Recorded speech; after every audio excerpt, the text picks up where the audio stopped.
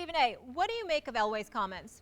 I was very disappointed in his comments because I thought he came across as smug as they could possibly come. And I thought that, his body language, his facial expressions, his demeanor, and to a lesser degree, some of his words was just rife with indignation as far as I'm concerned towards Colin Kaepernick. And clearly it has to be because of the collusion case that Colin Kaepernick has filed against the National Football League. Here's the reality of the situation.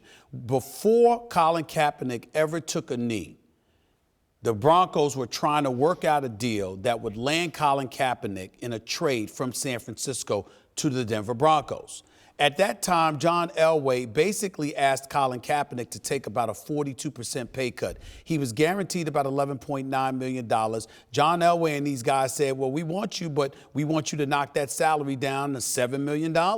Colin Kaepernick wasn't interested in taking about a 42% pay cut, so he respectfully declined. That's the situation. That's the reality of what John Elway had presented to Colin Kaepernick. But here you are having quarterback issues. Your first round pick in 2016, Paxton Lynch, has been demoted to the number 3 quarterback. Chad Kelly, Google him. He's got a checkered past from his days at Ole Miss. Now, we want to give him the benefit of the doubt to some degree. After all, he is the nephew of the Hall of Famer himself, Mr. Jim Kelly, and he made a couple of mistakes, and you're allowed to redeem yourself at some point in life. There's no question about it, particularly when you're a kid and you made some of the mistakes that he made. But nevertheless, there's a checkered past involving one of his quarterbacks. You have no quarterback that has produced to the degree that Colin Kaepernick produced. Plus, you asked him to take a pay cut, but you spoke about him yesterday as if, excuse me, we gave him the chance and he was non-appreciative,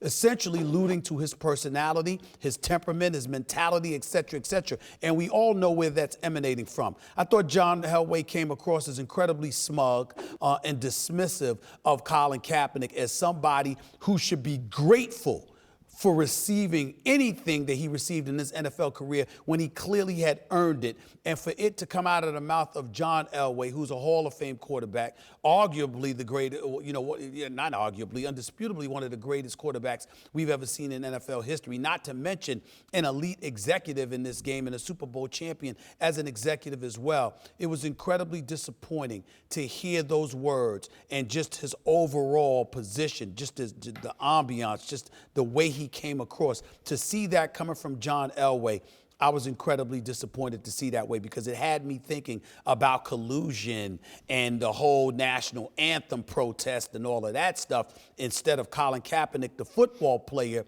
who thought that he was good enough to not accept a 42% reduction in salary that John Elway had offered them. I thought it was very disingenuous on the part of John Elway, and I was disappointed in that, Max.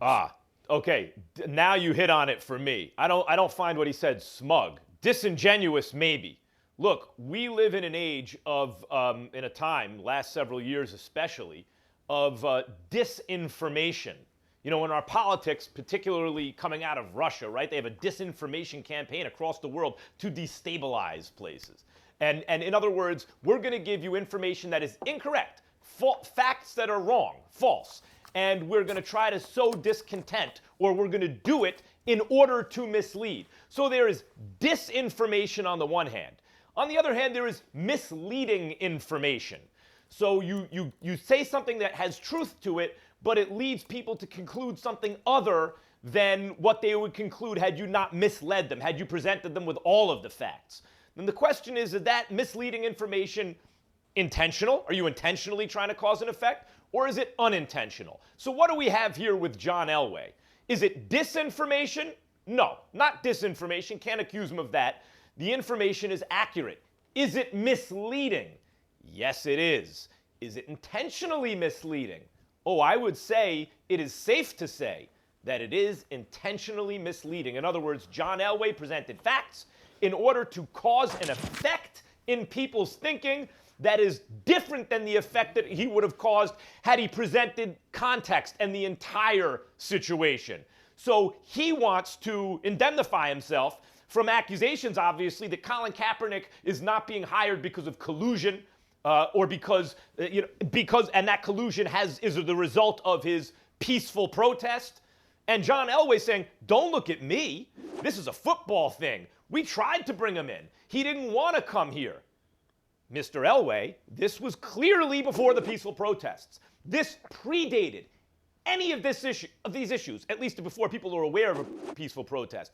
This predated any argument about collusion, and so any accusation of it. So to defend oneself for not hiring the best available quarterback because you're offended that he didn't want to be there once upon a time.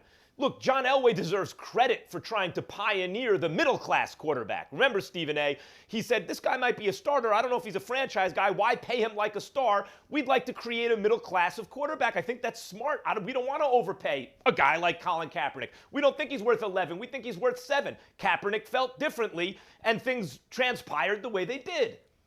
But don't use that to make it seem as though you are not among the colluders, or you are not hiring Kaepernick for reasons other than football. It is misleading information, and I believe that it is intentionally misleading.